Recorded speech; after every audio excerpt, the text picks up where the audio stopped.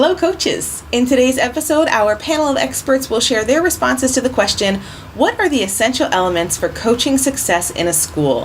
What's needed to build a coaching culture? We're all working towards creating that ideal coaching environment in our schools.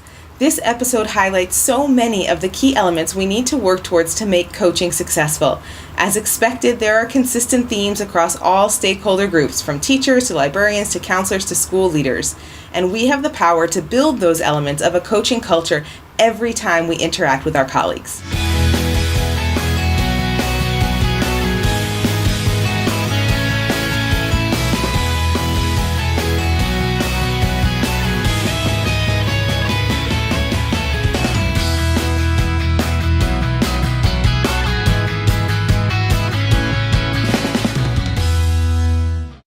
My name is Kim Cafino, and I'll be your host throughout the series. I've been an instructional coach in schools around the world for 20 years. I am passionate about the impact that instructional coaches can have on school culture, student learning, and teacher professional development, and I am so excited to share these conversations with you.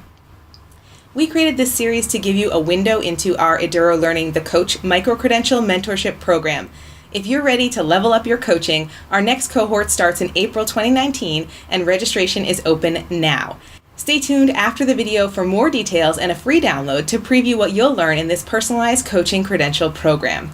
If you like any part of this series, give this video a like and subscribe to our channel to get all 8 videos in the series. Turn on notifications to be the first to see the next episode. Let's get started. When you think about coaching within this innovative school environment, what are the essential elements for this to be successful? What do you need to build that coaching culture that you're talking about here? I mean, we're nowhere near perfect with it. I think I would like to see, and I think this is a longer, bigger vision, is for all of the coaches to have some commonalities between how they coach and how they use time. If we're asking, again, as a mid-sized school, our teachers are teaching 4 or 5 preps, and we're asking them to co-plan, which is often where I see coaches having real powers in the co-planning. Like if we're asking them to co-plan with the learning support and the IT and the EAL, that's a lot of meetings and a lot of input and a lot of talking. So I think for us, that's part of our next step is trying to figure out what that's going to look like. To systemize it isn't quite the right word, but we'll roll with it now. Like to systemize those conversations, so that, because I feel like teachers are becoming more and more open to coaching and co-planning in particular, because of a lot of the hard work that learning support in particular has done to make that happen. People are more open to people coming into their classrooms, but it can be a lot of meetings, and sometimes coaches in their own sphere feel like they're not getting all the time that they want, but then forgetting that there's 4 other coaches who are trying to get to that one teacher who's really open to coaching. The word is culture, and you have to have the systems and the structures, the time, all those things. Those are the technical pieces. The most important part is the cultural piece, right? I think it became pretty popular in schools to read Patrick Lencioni's book, The Advantage. It's about organizational health. Anthony Mohammed has written some books about organizational health, but you've got to get that right. And the reason I talk about organizational health is because trust is so important. And in a healthy school, you can be vulnerable and you can trust, and you have people who want to grow and learn. That's what a healthy school looks like. Well, suddenly, that's a coach's dream, what I'm describing, right? Then you can put in structures, and those are important too, don't get me wrong. If we don't put in the supporting, how are we going to meet? Where are we going to find the time? Are we going to get the support we need? Those things are all important. I don't want to minimize them. But the key component is the word you say, it's the culture. Do you have a healthy culture that allows for vulnerability, for trust, and the idea that a good professional learns and grows just like they want their students to learn and grow? One of the key things that struck me when I first went through my cognitive coaching training was I was aware that some people had done it and I hadn't yet. And that was just the nature of it because, of course, not everyone can do it together. And it made me think, oh, my goodness, like they've got this like superpower that I didn't know about. and have they been using it on me and I didn't know about it? And so that made me like a little bit fearful maybe of this type of conversation. So thinking on from that, I think one of the ways that this can be really successful is, and it's difficult because not every institution can do this, but I think if everybody kind of is a coach or everybody is aware of that type of conversation, then I really do feel that it takes away the hierarchy of it, because it does feel hierarchical if some people are trained as coaches and other people don't know about this almost like secret power. So maybe if in a perfect world, we're talking about a utopian world, then a really egalitarian approach to coaching so that everyone has access to those tools and you are very conscious that you're choosing to go into that conversation. You're aware of kind of what's happening. You're not someone that this is being done to. So I don't know how that would work everywhere, but definitely being mindful of removing any kind of hierarchy in this, I think, is key to it being successful, which then I guess plays into that idea of, then you can make yourself vulnerable because we're all in it together kind of thing. And it's not just the bosses being trained as coaches or, special people having this ability. It's all of us can do this. So first and foremost, I think I would come back, and maybe I'm biased, but I would come back with sort of a social emotional answer to this, which is clearly that feeling of safety and the permission to be vulnerable with your colleagues is fundamental because, I think, we're paid to be experts to a degree, but we're also paid or expected to be, learners as well. And so if you can be vulnerable enough to continue to learn, then it just sets up the dynamic that will support that. So being able to go to someone and saying, hey, look, I don't know the answer to this. And that's really okay. You don't need to know every answer to every educational or school-wide problem. Like that's not what's expected of us. And so I think if the culture supports that dynamic, then we're free to go get the answers that we need and to rely on our colleagues for their contributions. And with that, I think, that sense of like community as well and familiarity with what people are doing, which also is fundamentally baked into safety by the idea of like being able to share what you do and what you're like, where are you currently uncomfortable? Like, what are you actually on the edge of learning yourself that you're really passionate about? If other people know that, it's like, well, you know what, go talk to Adam. I know he's doing this thing on, whatever it is, psychological first aid this year. And he's trying to come up with sort of almost like a turnkey model that people could use to support their students psychologically when they're away from more available mental health services, like if they're away on expeditions or something like that. It coaches, like when they're often with teams, like and someone's having a difficulty, what are some of the strategies that they can use?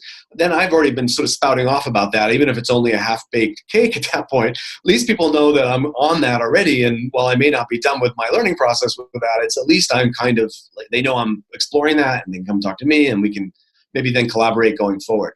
So we've got like a couple of examples of that going on, like, positive discipline, for instance, like that's an interesting model. It's one that I've been exposed to. It's not one that I personally really use that much, but I've seen the impact that it has on my colleagues. I love to see them take off and run with it. So I think just having that culture of safety and then openness, and to be honest, humor. If you have humor mixed into it too, then you can really laugh about stuff. And then it's like learning is fun. So you're learning together, you're exploring the areas that you're maybe the least comfortable with, but it's comfortable because you're actually having fun through that process. So there's a few of my initial thoughts anyway. I think personal relationships are really important. I think if you don't have a good personal relationship with people because if you're asking questions, you're putting yourself up to be vulnerable. So if you don't have a good, positive, personal working relationship with someone, then it's all over right from the start because you won't ask the things that you're scared to ask about. So I think that's really important. I also think it's important that it's not set as being particularly formal, that there's kind of a very casual aspect to it, that it can be just a conversation, not like a interview type of type of situation. I think that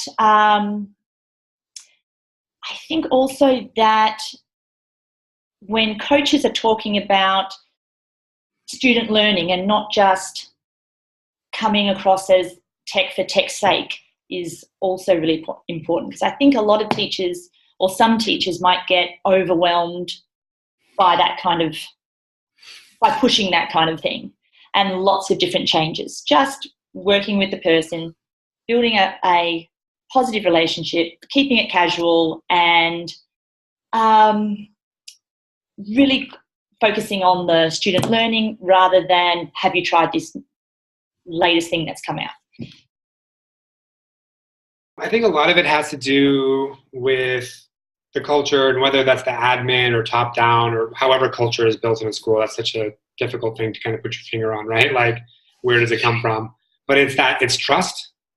Like, I would say that we trust our teachers, we trust each other, and I think the admin trusts teachers. So this course I keep referencing was this supervision and evaluation course I took at the PTC, right? It was this idea of how do we hold teachers accountable, and so much of our time in that course was talking about that idea of evaluation. And when you have a teacher who's not kind of pulling their weight, how can you identify it, call them on it, and kind of hold them responsible? And that model, just the whole time I was there, I was like, man, I'm so glad I don't work in a school like that. And I know people who are watching maybe do work at schools like that, and I get it, but that's a very difficult place to work, because you're always kind of threatened and working at a model that you could be doing something wrong, right? And so just like students, you're not going to improve or learn anything if you feel like you have to constantly be proving yourself and feeling that your admin doesn't trust you or your department head doesn't trust you. And it becomes a bit of performance, I think, and teaching is not meant to be performance, right? So it's always a sense of who's going to come in and am I doing the right thing? And I was talking to other leaders, and I was like, that doesn't seem like a place where teachers are learning anything. They're just kind of performing. So going back to that model of how do you build that trust and realizing that teachers are human beings, like they're not always going to be great. Then I think it's really that idea of the master teacher as someone who has always got it going on, and they're always switched on, and they know exactly what they're doing in their class. And, I don't know, I've had times where my class is a disaster. Like, I'm in a bad mood and nothing is going well. And if anyone would walk in on that day, like, if I was in a different environment, I'd be really nervous about that. But I know that if anyone walks in, they trust me enough to know that's not every day, right? And so that idea of you're putting yourself out there and saying, if I'm constantly realizing I'm not perfect, then you can get better. So I think going back to the beginning of your question, how do you do that? I think it's teachers have to feel trusted, and teachers have to feel valued, that what they're doing has value, even if it's not, anywhere on the rubric. It's still what they're doing is a starting point. And from there, you can go. I mean, you have to believe in the idea of learning. Like, you're going to learn how to do it, and it's not impossible, and you're going to get better if you just put the time and effort into it.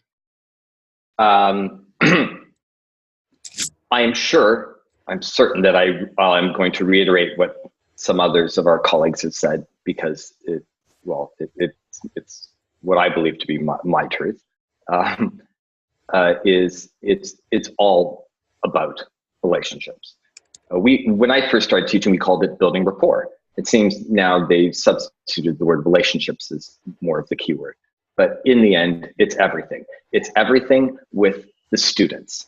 It's everything with the teachers. It's everything with the parents and admin and back office staff. It's everything.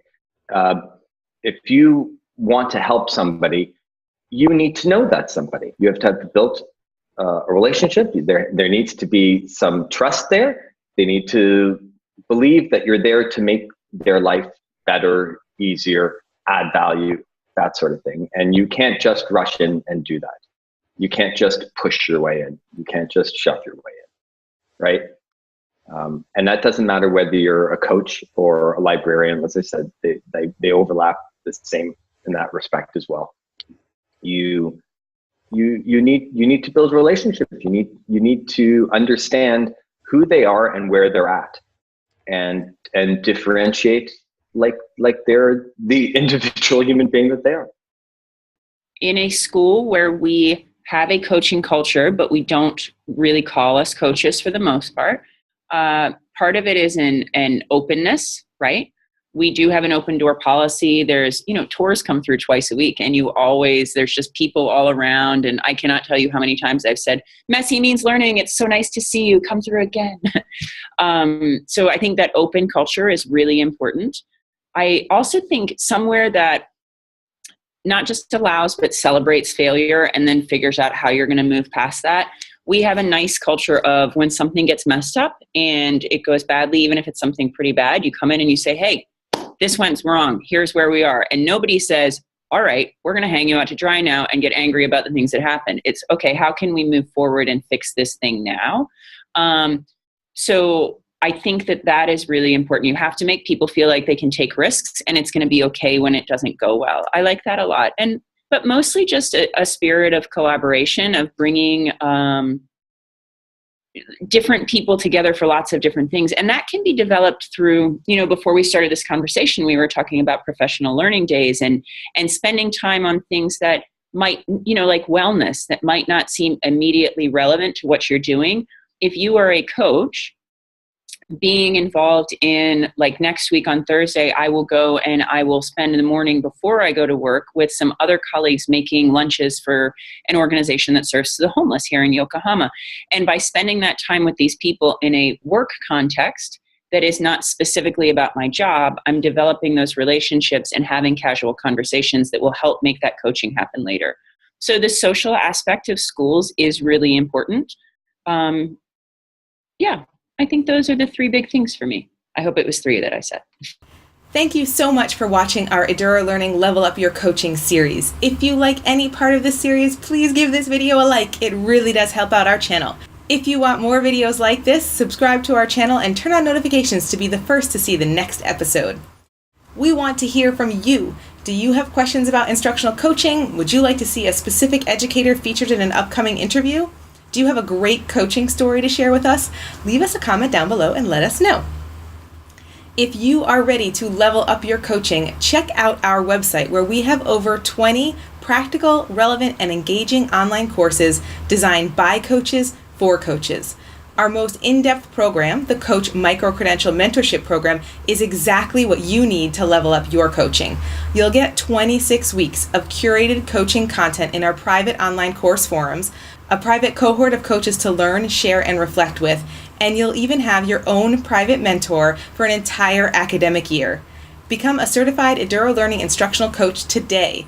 Go to edurolearning.com/coach to find out more. To get a sneak peek at what we offer, download our free 5 strategies for your coaching toolkit in the description box below.